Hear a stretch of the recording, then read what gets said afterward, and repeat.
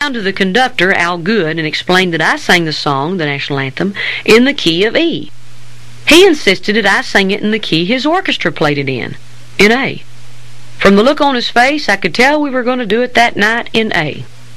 Well, the rehearsal started, and it was time for me to begin. I strained to maintain an uncomfortably high falsetto as everyone kind of looked around like, is that what it's going to be like for a full week? Stanley Draper from the Oklahoma City Chamber of Commerce heard me straining for the notes and went to see Clem.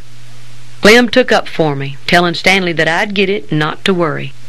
The next night, the orchestra played the song in E. During the middle of NFR week, I ran into Ken Lance, owner of Ken Lance's Sports Arena in Ada, Oklahoma, where Peg Susie and I performed a lot. I was hurrying off to get ready to sing the national anthem when Ken stopped me. "Hey, Reba," he said, "I want you to meet a good friend of mine." Well, there was Red Stegall, a big old red-headed guy with a gentle look in his eyes.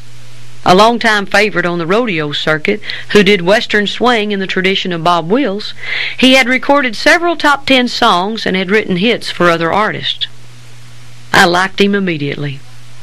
I went on about my business, but I would see Red again later during the finals week. The Justin Boot Company had a suite at the Hilton Hotel where the rodeo contestants were staying. So one night after a performance, Mama, Pake, Daddy, and I went over to visit. Red was in the suite that night, too, singing and playing his guitar, and passing it around so some of the others in the room could sing. One of the cowboys said, "Hey, Reba, do Joshua." Red didn't know the chords for Joshua, and I didn't play well enough to take the guitar, so I sang it a cappella. As Red put it later, this little red-headed girl started singing, and it just blew me away. Later, Mama asked Red if he could help get a recording contract in Nashville for the Singin' McEntires. At the time, Red said, "I just didn't think there was any place for a trio in country music." Well, then in January of 1975, Red Stegall called Mama and said, "Well, Jackie, I've been thinking about it. I can't take all three, but I could take Reba. She's got something a little different." He was asking us to come to Nashville to record a demonstration tape. Red Stegall was offering me a shot.